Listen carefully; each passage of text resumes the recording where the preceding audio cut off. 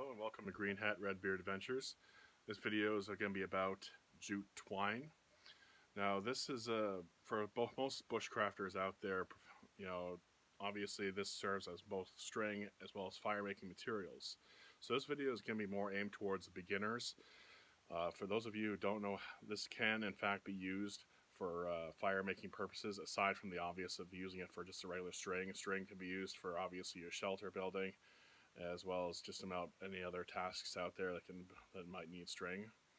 So just like me, obviously there was a long time ago where I actually did not know how to process this to use for fire making. I'm going to show you how to do it now. Jute twine you can get from pretty much anywhere, really.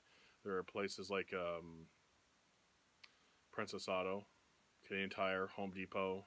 Any places that might sell any form of string, you're going to find at least a roll of jute twine laying around, and it's usually going to be pretty decently cheap as well. So this here, with this amount of string that I have here, I can probably make at least 100 fires. So I'm going to show you now and how to process this, and I apologize in advance for the really lousy camera angle because I did lose. Well, actually, I didn't really lose. I actually broke it, and then I lost the remains of it, of my mini tripod that you normally use to mount my camera. So I apologize again in advance for this lousy angle. So now normally, you don't really need a whole lot. Well, basically most people would maybe assume take a long stretch of string, roughly about a foot long, and then that would do it. But the longer it is, the more difficult it is to process. So roughly cutting it to somewhere between 4 to 6 inches long is a good length to individually process each piece, so that way it's easier to deal with.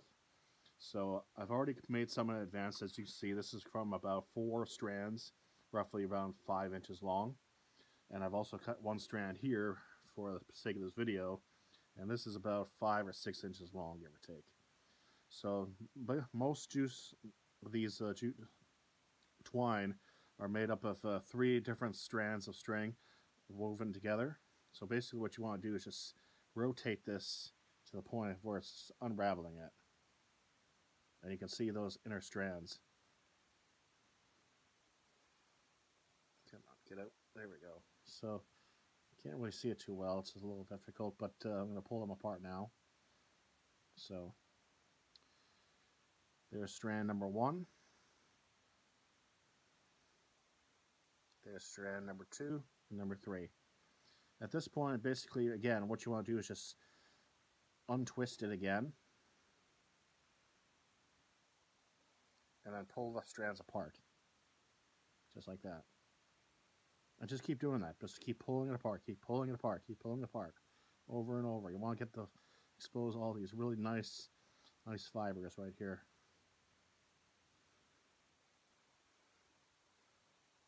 That's basically what you want to do. Then you take your little resisting pile, just add it into your existing pile. Here's strand number 2. Again, same thing. Just untwist it. And pull it apart. Sometimes it can be tricky, sometimes it'll be easy. Sometimes, like that first one, just came apart just so easily. This one here is being a little bit of a pain.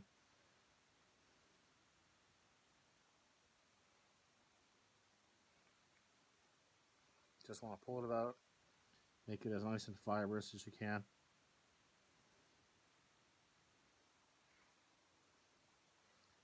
Add it to the existing pile.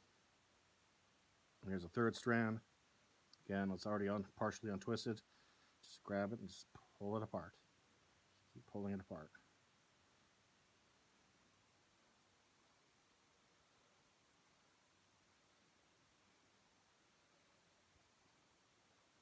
There you go.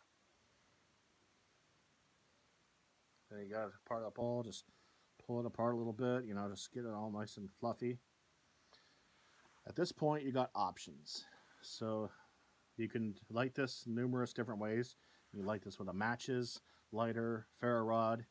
I usually will save this for my jute twine, for my flint and steel kit, or even for my bow drill, because this will really help that small little ember get ignited. And this will usually burn quite fast as well. So my advice is that, of course, fire preparation is everything. So use this as well as all the other dry tinder that you have as well, and use this as a starter to ignite that other dry tinder that you already have. Now, obviously, I'm not out here to make a fire, so I'm just here to demonstrate this here. So I got this all fluffed out right here. I'm going to use my ferro rod and my knife for this.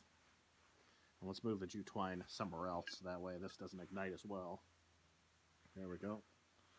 So there's my ferro rod. You can use the back edge of my knife, and here we go. Just that quick and easy. So just measure from on the clock on your screen, basically time how long that took to burn out. Because right now it's burning down to practically small little embers now. It's almost completely burned up. And how long was that? You know, about a handful of seconds, 10, 15, 20 seconds, give or take. So, and that was about 3 or 4 strands of string right there pulled apart.